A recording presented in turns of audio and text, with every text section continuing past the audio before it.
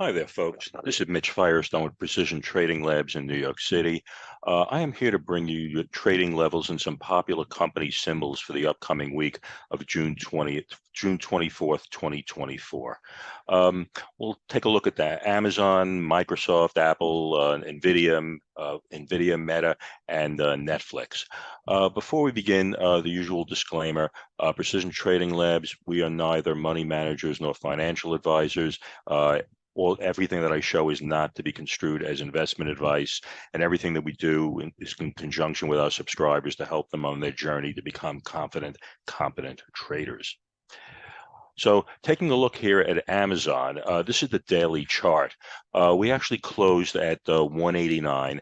We're a couple of points off of both the 52-week as well as all-time high here. And this is actually a good chart to lead off with because of the fact that we can actually see the foundation of both bullish and bearish trades in this chart here.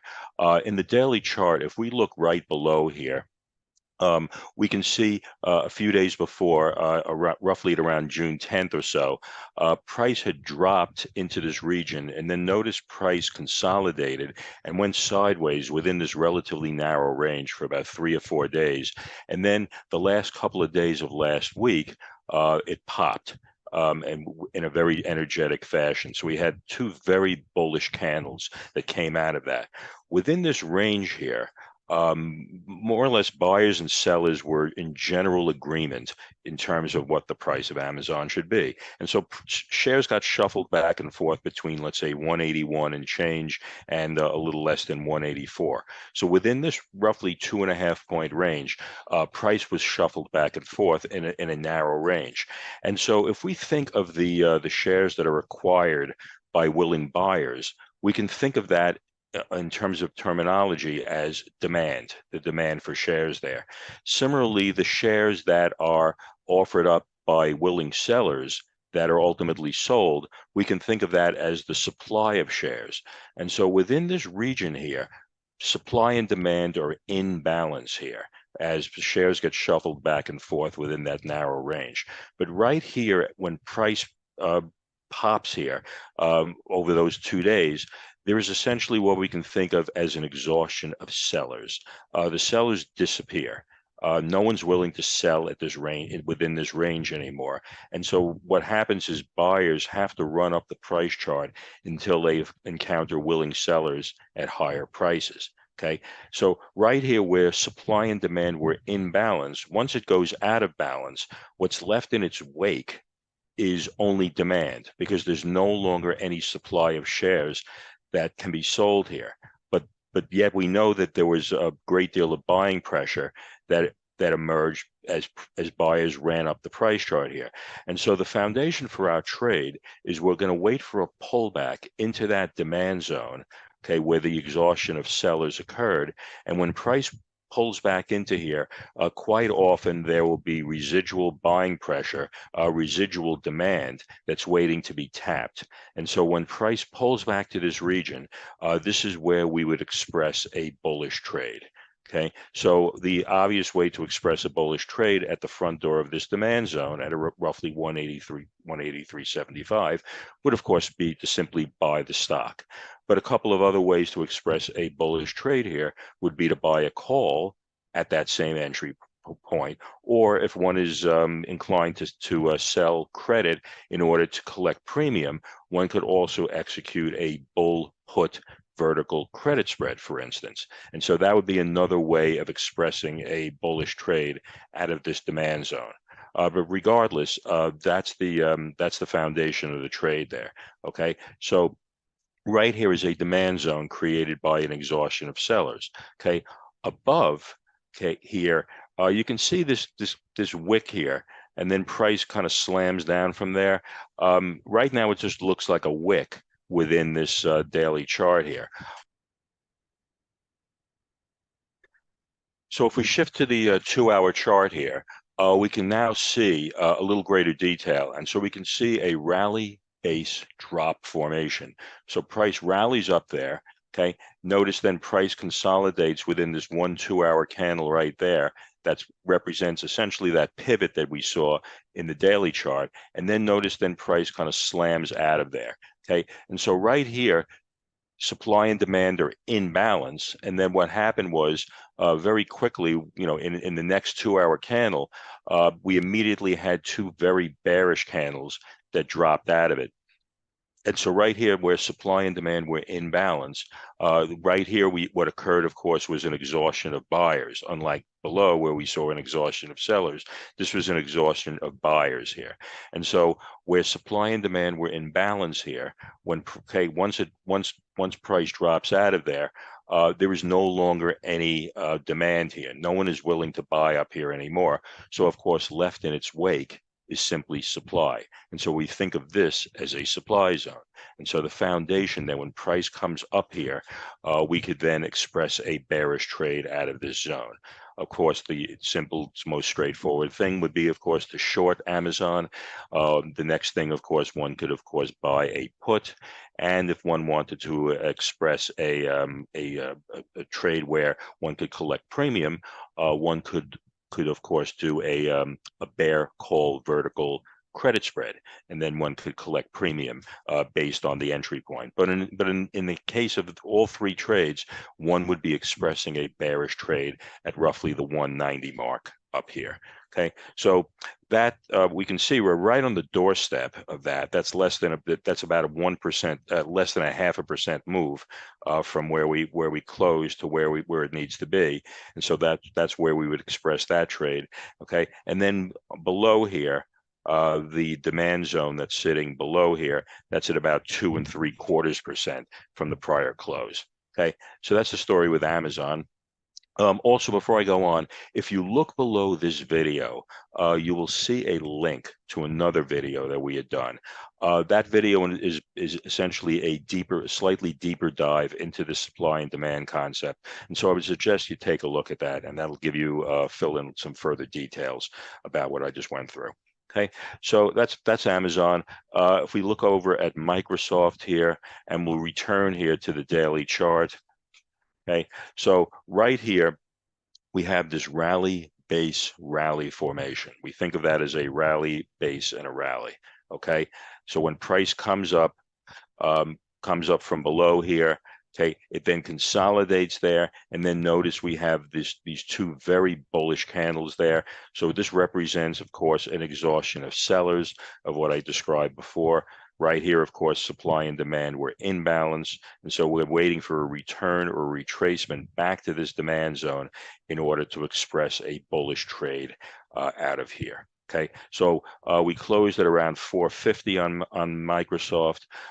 This demand zone is a bit of distance below. That's at about 425. So obviously, we would need a relatively a fairly reasonable pullback to get there. That's about 5.5% down. So we would need about a little over a 5% move down. But this is where we would then express a bullish trade. As an aside, when we teach our subscribers and what we have found over time is if we look right here, you can see that there is a clear region of resistance here. And then notice out of this demand zone, price essentially violates that resistance quite easily. And so as a result, when price pulls back to here, if we get the bounce that we would expect out of here, there would not be anything to really get in the way of that trade when we got a bounce. And so as a result, this is kind of an odds enhancer for the forthcoming trade that we're waiting for. Okay, so that's the story with Microsoft. If we move over to Apple here, okay, so here's Apple, and in fact, what I noticed here was we're actually looking right in here, even though you don't see it. If I shift this over to a 2-hour chart here, you'll see that right in here, we have the a rally base rally formation here. Notice price rallies there. We got that spinning top right there. That represents a clear pause there. It's a very indecisive candle. And then again, notice these two very, very bullish candles, particularly that one, which obviously goes a great great distance there. And so right here, we're waiting for a pullback here in order to express a bullish trade out of this demand zone here. And so that's obviously that's a short distance away. That's about 1% below where we are now at 207. So if this thing pulls back to about 205 and change, this where we would express a bullish trade. And this, of course, would be where we could either buy the stock, buy a call, or do the bear put vertical credit spread that I mentioned earlier. And of course, there are any number of other option strategies that could be invoked there. But those are those two that I mentioned are the most common, most straightforward ones. Okay, so that's the story with Apple. Above here, we're actually off of all-time highs here. This is an area which I would not consider to be fresh demand because price has been back here a couple of times here. Excuse me, fresh supply. But I would think of this as more as a zone of resistance as opposed to an area of fresh supply. So this would be kind of less desirable as a trade setup. Right here, if we do get the bounce here out of this demand zone there, though, this would be an area which I would expect might actually stop the trade and would represent a speed bump. And so that's at about a 3-to-1 reward to risk ratio off of this. This would be how much risk we would have if we got in at this demand zone here. So that would be a 1-to-1 trade, a 2-to-1 trade, a 3-to-1 trade. And so you can see that that area of supply is just about a little above 3-to-1. So this would make a reasonable trade setup for Apple. So that's the story with that. We turn over to NVIDIA. NVIDIA, of course, had the recent 10-to-1 stock split here. So instead of it being a $1,200 share, it's now a $120 share, which makes it obviously a lot more affordable and a lot easier to trade.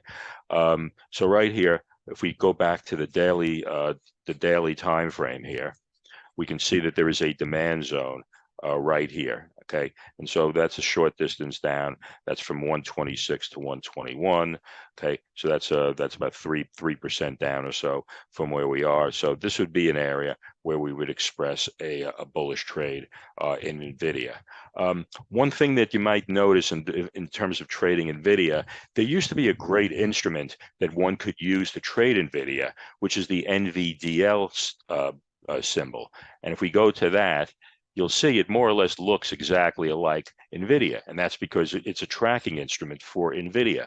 The strange thing is, ever since the split, I would have expected that NVDL would have also been revalued at 1/10, and yet it hasn't. It's still trading exactly the way at the same level as it was before the split. So consequently, instead of being like 1/15 the value of NVIDIA, which is what I would have expected, it's now only like roughly half the price. So it's no longer the great bargain that it was before. Having said that, it's still actually trading a bunch of shares.